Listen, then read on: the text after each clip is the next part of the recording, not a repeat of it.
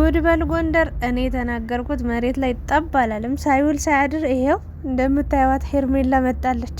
መጀመሪያ ሩታ ነበረች፣ አሁን ደግሞ ሄርሜላን አተረኛ ስባ በዚህ ላይ አቤት! እኔ እንደው ሴት መሆናችሁ ራሱ ያጠራጥረኛል። እና እኔ ኧረ ተው አብርሽ ይመች፣ በቃ ጀግና ነህ በእውነት። በእጅ አስገቧት አለ ብኖትን በደንብ አድርገን ያስገባት። ምን በእጅ ብቻ ምን አውርቶ ምን ቀብቷት ምን አልሷት ምን አስቀምሷት አይታወቅም። ወደ 8 ሰዓት ምናምን ነው በስልክ ቀጥሎ ሲያወሩ ያደሩት። ከዛስ በቃ ሄርሜላ ተንበረከከችለት መጣች ማለት ነው። ኧረ ይመቻችሁ፣ እንደፈለክ ተጫወትባቸው። በቃ ዘና በል አብርሽ ይመች፣ እግዚአብሔርን ምችት ይበል። በቃ እኔ አብርሽን የምሬን ነው፣ ምንም አለለው ምንም ነገር ማለት የፈለገ ተናግሮ በዚህ ምድር ላይ ተናግሮ ሰውን የማሳመን አቅም ያለው ሰው ይመቸኛል። ጀግና ነው። በቃ ይመቸው፣ እንደፈለገ ከፈለገ ሌላ 4 5 ሴትም ማምጣት ይችላል፣ መፍቱን። በቃ ሴቱ ልብ ከሌለው ምን አገባው እሱ እንደፈለከ አብርሽ። እኔ እንደውም እስከዛሬ ለወቀስኩ ነገር፣ ለተናገርኩ፣ ለሰደብኩ፣ ለተቆጣው ነገር በሙሉ ይቅር በለኝ አብርሽ። እንደው ይመች። ዛሬ በጣም ነው በቃ ያኮራን እንደ ሀገር። በቃ እንደው የእውነት እንደ ሀገር ነው በቃ ያኮራን። ሴቶቹ ደግሞ እንደ ሀገር ነው ያዋረዳችሁ። እና ለማንኛውም አብርሽ እንግዲህ ከሄርሜላ ጋር ችግሩን እንደፈታና ከዚህ በኋላ ሄርሜላን እንደማያስለቅሳት አብረው እንደሚቀጥሉ ፈልጋለች። ሄርሜላ ስላለፈው ነገር አንዳችም ነገር አንስታ ማውራትም መወቃቀስም እንደማትፈልግ ወይም ደግሞ በቃ አንገቱን እንዲደፋ እንደማትፈልግ፣ ፍቅርና ሩታ ራሱ ምንም ነገር ቢሉት ምንም ነገር መስማት እንደሌለበት ከሷ ጋር ብቻ መቀጠል እንዳለበት እንግዲህ እየነገረችው ትገኛለች። ሁሉንም ነገር በአጭሩ አሜን ብላ ተቀብላለች። ፍቅርና ሩታ ይሄንን ነገር ማመን አልቻሉም። ሩታ እስከ ጥግ ድረስ ልጄንም ልትነጥቀኝ ነበር፣ ልታስወስድብኝ ነበረ። ለዛ ነው በተዘዋወሪ እነሱን የላክብኝ። ስለዚህ ግን ከልጄ ውጣን ያለችው በአጭር አማርኛ እስከ ጥግ ድረስ ተናግራለች። አንተን ያሳደገ ቤተሰብ የኔ ልጅ ሊያሳድግ አይችልም። አንተ ሴት ከሴት እያገለባበትክ እየባለክ ነውር ነገር እያደረክ በጭራሽ አንተን ያሳደገ ቤተሰብ እኔ ሊያሳድግ አይችልም፣ የኔ ልጅም ሊያሳድግ አይችልም። ራስን ቻል። በቃ እስከዛሬም አንተ እየመጣህብኝ ነበረ ወይም ደግሞ አላደለ አብረን የምንሆን መስሎኝ ነበር። አሁን ላይ ግን አብቅቷል፣ አልቋል። ስለዚህ እኔ አጠገቤ እንድትደርስ አልፈልግም። ልጅህን ራሱ ልታይ የምትችለው በቃ እኔ ስፈልግልና ስፈቅድልህ ብቻ ነው በማለት ተናግራለች። ና እውነቷን ነው። ለመውለድ እኮ በትምትል ይወልዳል አይደል እንዴ? ይሄን ያለው ነገር።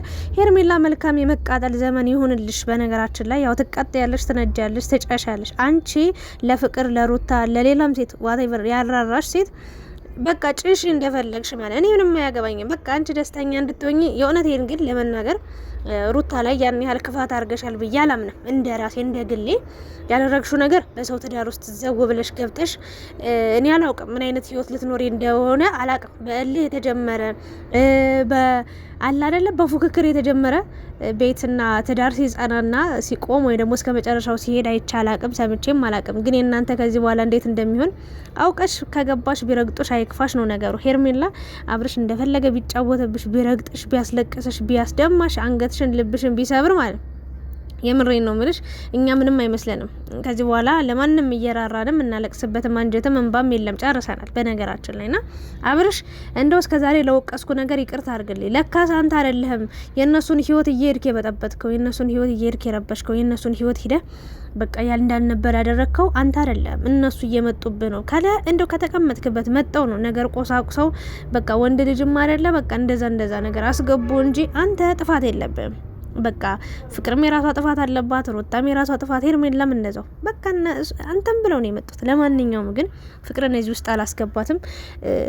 እንደ ሀሳብ ሩታን ለመደገፍ ለማገዝ ሄርሜላን የመጣችበት የተናገረቻት መንገድ ትክክል ባይሆንም ምክንያቱም አታውቃትም። ፍቅርና ሄርሜላ ይተዋወቁም፣ ግን ለሩታ አግዛ ለሩታ ሳይድ ይዛ ሄርሜላን የተናገረችበት መንገድ ደስ ባይልም ግን ሩታና አብርሽ በአንድ ላይ እንዲሆኑ ፈልጋለች። ግን እውነቱ እዚህ ጋር ነው ወይ ለሚለው በጭራሽ ሩታ ማለቴ ፍቅር ለሩታ አስባ ነው አብረው እንዲሆኑ ደስተኛ እንዲሆኑ ፈልጋ ነው ቢባል ውሸት። እኔ ልንገራችሁ 100% ውሸት። ሩታ ማለት ነው እንደምትፈልገው ሩታ እንደምትፈልገው አብርሽን ፍቅርን በደንብ አድርጋ ትፈልጓለች። ሄርሜላም እንደዛው ነግሬያችኋል ነበር። ሄርሜላ አልኳችሁ በዚህ አቋሟ ከጸናች በቃ የራሷን ህይወት ትጀምራለች። ጥሩ ላይፍ ይኖራታል፣ ጥሩ ህይወት ይኖራታል። ግን እመኑኝ ብዬ አልተናገርኩም። እኔ ትናንትና ነው ከትናንት በፊት አልተናገርኩም። ሄርሜላ ታያላችሁ ተመልሳ ትመጣለች። አብርሽ እግር ስር ትወድቃለች። ትንበረከካለች። በዛም በዚህም ብሎ ያሳምናታል። ከዛ በኋላ የራሷ ጉዳይ ብዬ እኔ ቪዲዮ ሰርቼ ነበር ያልኳት። ከመሬት ጠብ አላለችም። ጠንቋይ ሆኜ ወይ ደግሞ ምናምን አይደለም። ሁሉንም ነገር አንድ ሰው የሆነ ነገር ሲናገር ቀጣይ ምን ሊያደርግ እንደሚችል ስለምረዳ ስለማቅ ገምቼ ይናገራለሁ። ሶ ያልኳት ነገር በሙሉ አንድ ሆናለች። ሩታ ታዲያ ከዚህ በኋላ በምን አይነት መንገድ ህይወቷ ሊቀጥል ይችላል የሚለው እመኑ። ልጇን ያው ለመንጠቅ ብዙ ሙከራ ያደርጋል አብርሽ። በተዘዋዋሪ አላደረግኩትም አለ እንጂ ቤተሰቦቹንም እንደዚህ ተማክሮ ተነጋግሮ ነው ይህን ነገር ያደረገው ብዬ ቡዜ አፏን በጣም ብዙ ነገር እያለች ነበር። በነገራችን ላይ በጣም ዛሬም መጣ ነበረ ሩታ ላይ ነው። በቃ ከሩታ አንድ አይነት ጋር ልጅ በቃ ማደግ የለበትም መውጣት አለበት ምናምን እያለች ብዙ ነገሮችን ስታወራ የነበረችው። በነገራችን ላይ እሷ ልጅ እባብ ናት። እኔ ደስ አትለኝም። የእግዚአብሔርን ቃል አውቃለሁ መንፈሳዊ ሰው ነኝ ትላለች፣ መዝሙር ትለቃለች ምናምን። ግን እግዚአብሔርን የሚወድ የሚፈራ ፈጣሪውን የሚያምን ሰው በዚህ ልክ የእውነቴን ነው ለአንድ ሰው ሳይድ ይዞ ለዛውም ደግሞ መከራ ምጣ ለወለደች እናትነትን የእሷን ልጅ የትን በትና መጣ።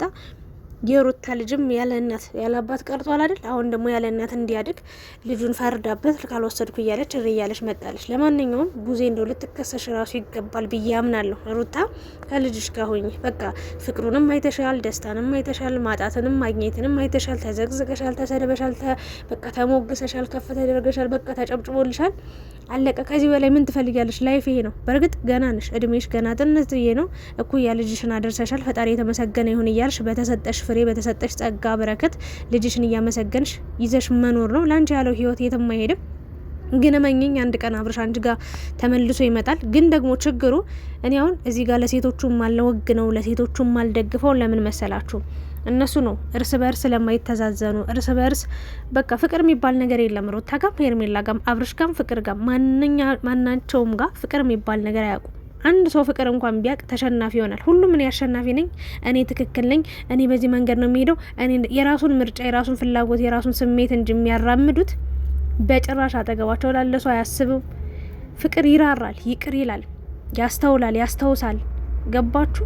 እና ሄርሜላ ባለፈው ፍቅርና ሄርሜላ እርግጠኛው የምነግራችሁ ነገር የዋ ትመስላለች፣ አልዋሻችሁም። ከፋት ተንኮል ውስጥ ያለ አይመስለኝም። ግን እመኑኝ አብርሽም በዚህ መንገድ ከተቀበለችው እንደ ጅል ነው የሚቆጥራት።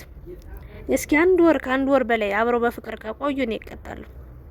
ሩታም የሆነ ችግር ይዛ ካልመጣች ወይ ፍቅር የሆነ ነገር ውስጥ ካልከተተችው አብርሽም ምን አለች በሉ። በዚህ መንገድ ሰላማዊ ህይወት መኖር ቢፈልጉ ኑሮ ፍቅርንና ሩታን መጥራት አይጠበቅበትም ነበር አብርሽ። በነገራችን ላይ ለማናደድ ዋና ታርጌቱ ከሄርሜላ ጋር ሲሆን ፍቅርና ሩታን ለማናደድ ነው። ከፍቅር ጋር ሲሆን ሩታንና ሄርሜላን ለማናደድ ነው። ከሩታ ጋር ሲሆን አይሆንም። በእርግጥ ሄርሜላንና ፍቅርን ለማናደድ ነው ታርጌቱ። ይሄ ነው። አንዳቸውን ቢብሉ አንዳቸውም። ምክንያቱም ሁሌ እሱን እየለመኑ ሁሌ እሱን እየተከተሉ እንዲኖሩ ብቻ ይፈልጋል። ይህን ነገር ደግሞ ያደረገው እሱ አይደለም፣ እራሳቸው ናቸው። ከጅምሩ ጀምረው እያለቀሱ ጀመሩ።